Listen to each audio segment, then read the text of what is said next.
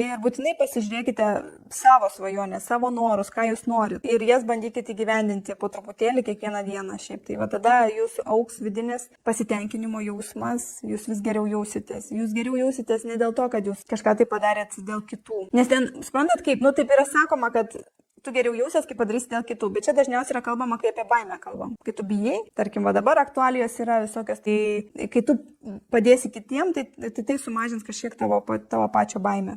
Nes tu pasijauti kažkoks stipresnis, galintis kažką tai. Bet jeigu kalbam apie normalius taikius laikus, tai ne dėl kitų reikia daryti.